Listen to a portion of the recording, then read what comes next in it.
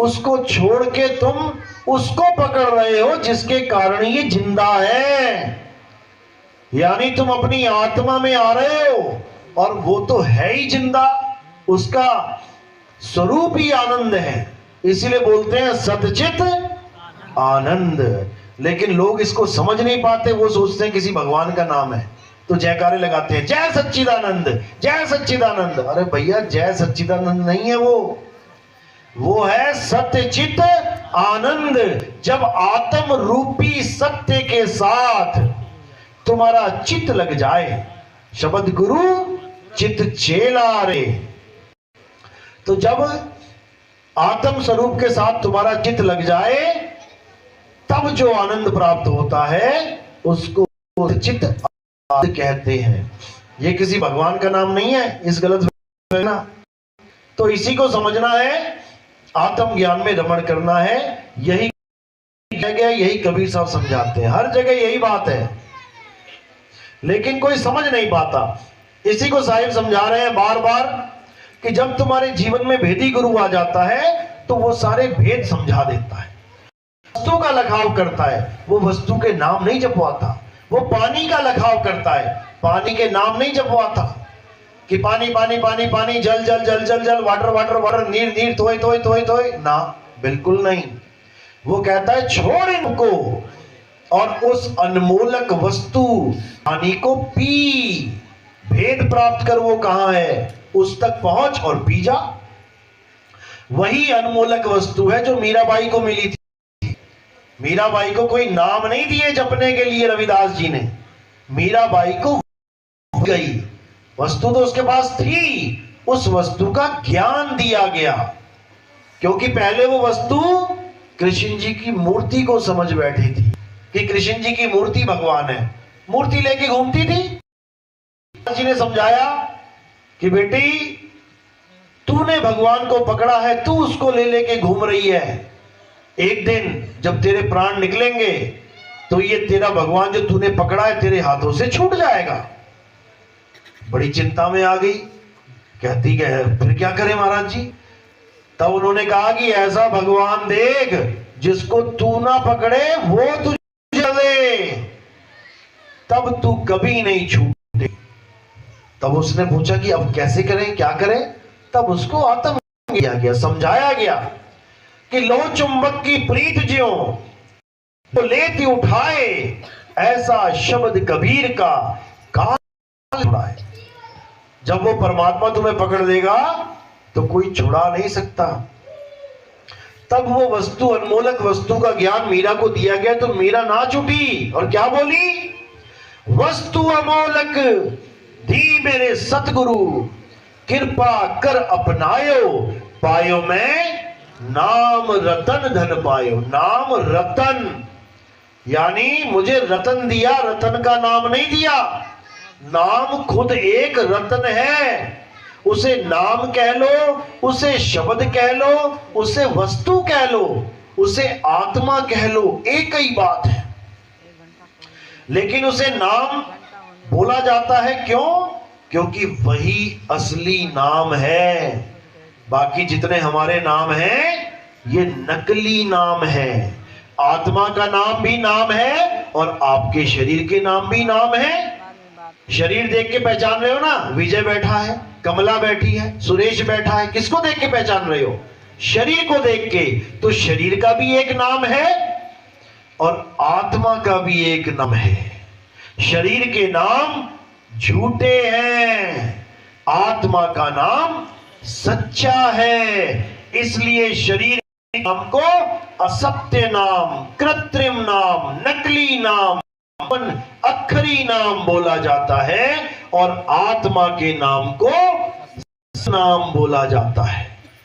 सतनाम ओम सोहंग है। सतनाम क्या है? तुम्हारा आत्म स्वरूप। अरे सत्य नाम कोई नाम नहीं जो तुम इसे जपोगे, सत्य नाम कोई नाम नहीं, ये है आपन रूप। और जो जाने इस भेद को पावे आप स्वरूप। जो इस भेद को जान लेता है वो अपने स्वरूप को प्राप्त कर लेता है।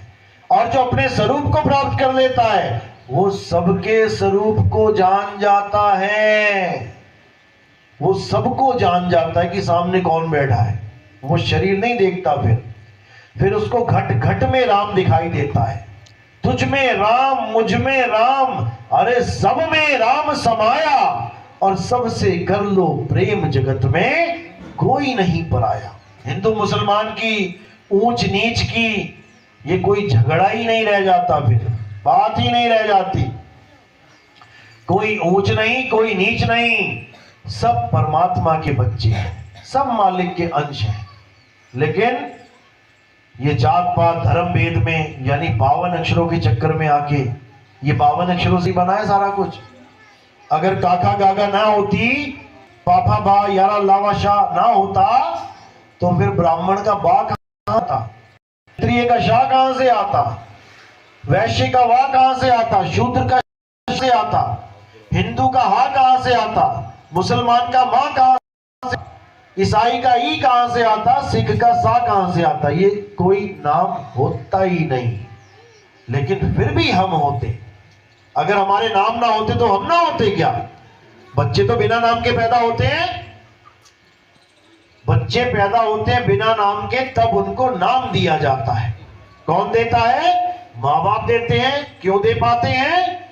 क्योंकि 52 अक्षर हैं। कुत्ता, बिल्ली, हाथी, घोड़ा, चिड़िया, सांप, बिच्छू, बच्चे तो उनके भी होते हैं। वो नाम क्यों नहीं दे पाते? क्योंकि उनके पास 52 अक्षर नहीं है। बात इतनी सी है।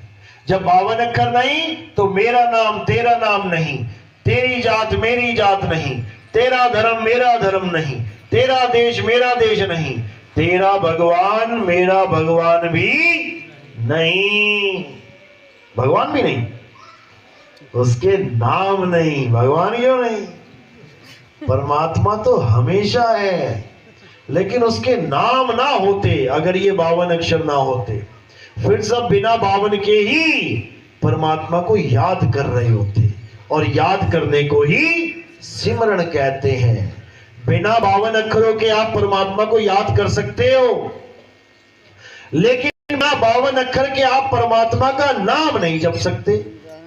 यही दोनों में, नाम जपना और ध्यान करना, दोनों में जमीन आसमान का अंतर है।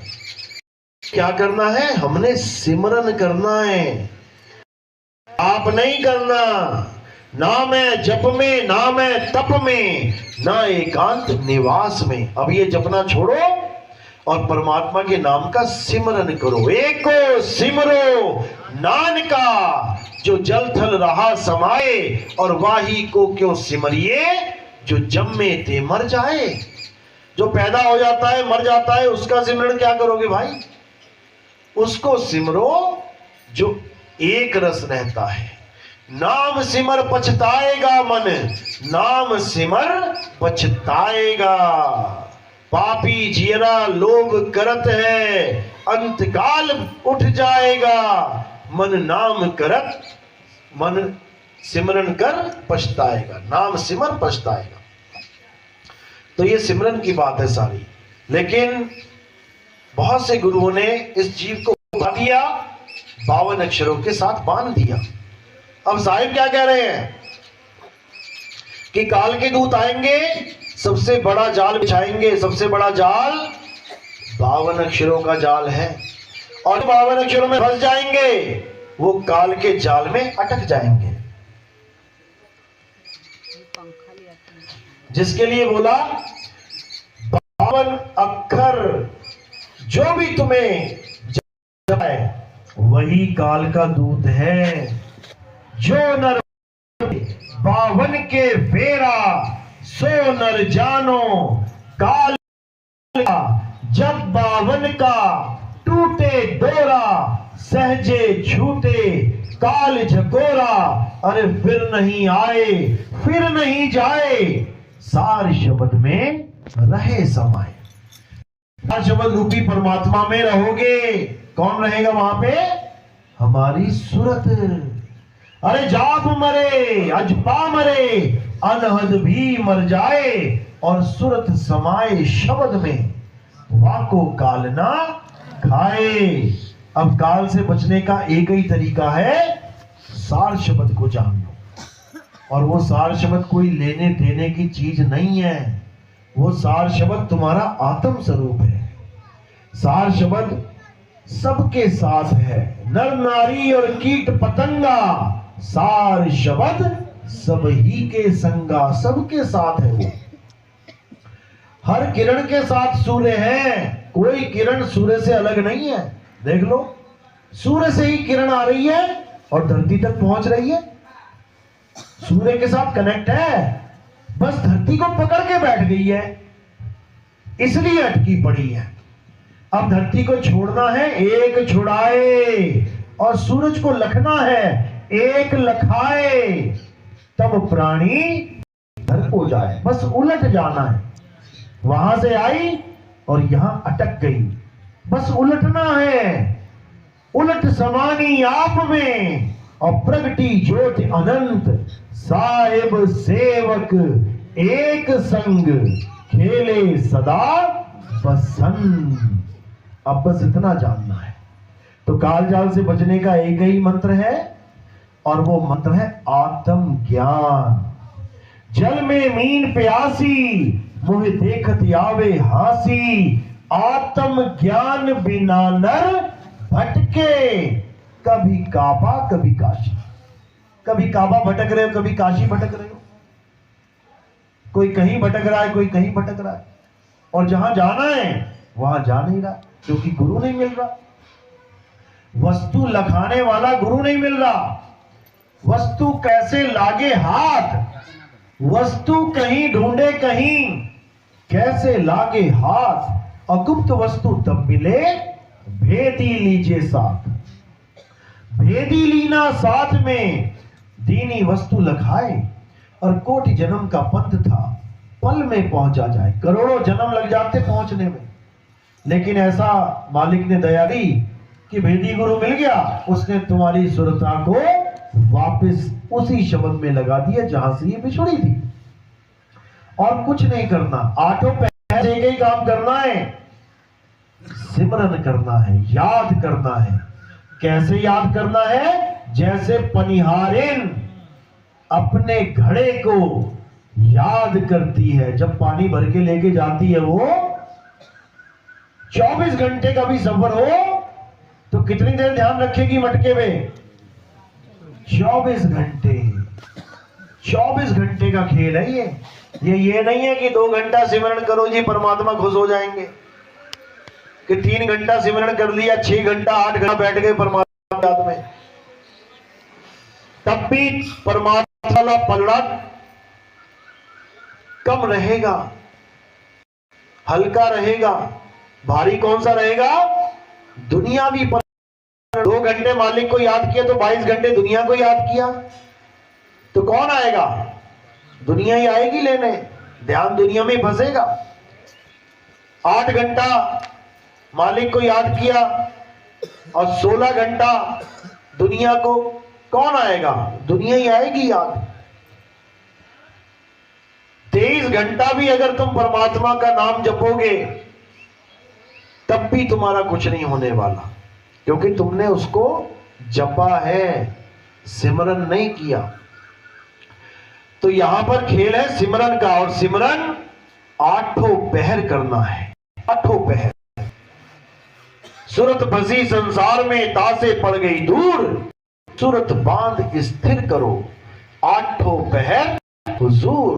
तो पहर का एक ही हुक्म है मालिक का कि अपनी सूरत को स्थिर करो। इसके कुछ भी करता है तो समझ लो कि वो नए इंजन कंपनी ने बना के दिया है, उसमें नट बोल्ट वेल्डिंग कर देता है, कुछ लगा देता है, तो सत्यानाश कर दिया उसने इंजन का। बढ़िया नहीं रहा, खराब हो गया। इसलिए 8 पैर में कोई मंत्र नहीं आना चाहिए, कोई जंत्र तंत्र नहीं आना चाहिए, कोई पाठ हवन यज्ञ नहीं होना चाहिए। 8 पहर में केवल शब्द और सूरत, बस इन दोनों का बोध होना चाहिए, और कुछ नहीं करना। तो इसी को समझना है, यही सत्य है। इसके अलावा जो कुछ भी बताया जा रहा है, जो कुछ भी समझाया जा रहा है अन्य अन्य गुरुओं द्वारा, वो सब झूठ है, वो सब अधूरा ज्ञान है। और ये अधूरा ज्ञान जो भी प्राप्त कर रहा है अपना जन्म बर्बाद ही कर रहा है। गुरु भी कर रहा है, चेला भी 84 में जा रहा है, गुरु भी जा रहा है। अच्छी तरह समझ लो, ये मत सोचो कि गुरु पार ही होंगे सारे। कबीर साहब कह रहे हैं, झूठा गुरु अजगर बना, 184 जाए, सारी संगत चीटी बनी, तोड़ तोड़ के खाए। अगर अपना स्वरूप लखाने वाला गुरु नहीं मिला तो फिर शरीर में ही उलझोगे, और शरीर तो फिर शरीर है, कुत्ते का शरीर, हाथी का शरीर, घोड़े का शरीर, बकरे का शरीर, शरीर शरीर है, भी शरीर मिल सकता है कर्मों के अनुसार। लेकिन अगर स्वरूप लखाने वाला गुरु तो एक भी शरीर की जरूरत नहीं रहेगी। तो मंत्र देने वाले गुरु 84 में लेके जाएंगे, इसमें कोई शक नहीं है। अरे घर घर मंत्र देत फिरत हैं, माया के अभिमाना, गुरुआ सहित शिष्य सब बूढ़े, अंत काल पछताना साधो देखो, ये जग बौराना, ये जग बौराना है। तो इन मंत्र देने वाले गुरुओं से बचना है और उसको जानना है जो सार शब्द का भेद लखाए, तब बात बनेगी, नहीं तो बात बनने वाली नहीं है। तो आज का सत्संग यही समाप्त करते हैं और उम्मीद करता हूं परमपिता परमात्मा से कि मेरी बात थोड़ी भी आपके समझ में आई हो। जिस जिसके भी ये बात समझ में आई है एक बार हाथ खड़ा करेंगे।